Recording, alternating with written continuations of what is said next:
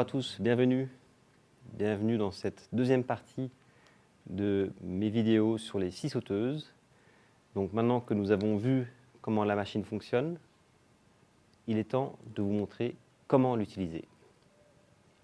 Les démonstrations sont faites sur du bois, mais je voulais vous dire que vous pouvez aussi couper des métaux, couper du plastique, en gros couper quasiment n'importe quel type de surface.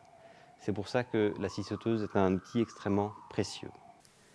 Nous allons commencer par la coupe droite sur une distance courte. Maintenant, imaginons que nous devions couper ce morceau à hauteur de 5 cm. Donc, je prends l'équerre. 5 cm, c'est là.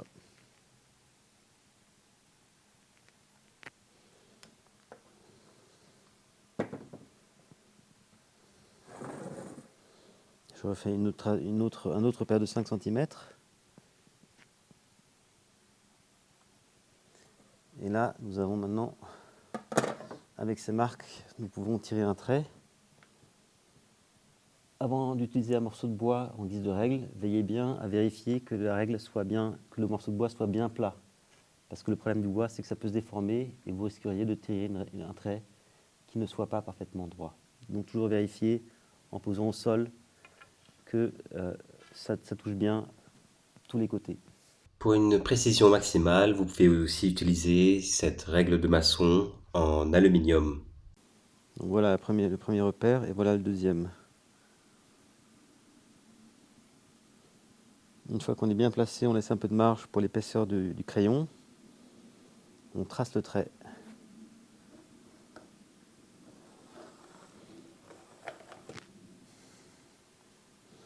Très rapidement, pour savoir de quel côté couper, il faut bien mesurer, parce qu'ici, ne pas oublier que cette lame prend une certaine épaisseur. Donc vous pouvez choisir de soit couper du côté gauche, c'est-à-dire que vous allez garder le trait ici, soit couper au milieu, soit couper du côté droit.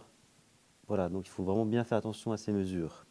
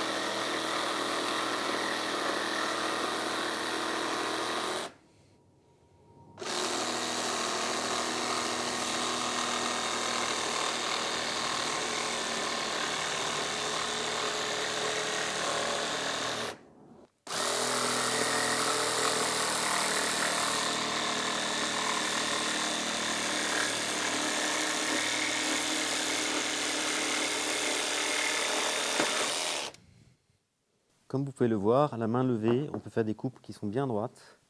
Évidemment, il faut bien être concentré. Donc voilà, c'était comme ça. Comme ça. Voilà, et donc la coupe est bien droite.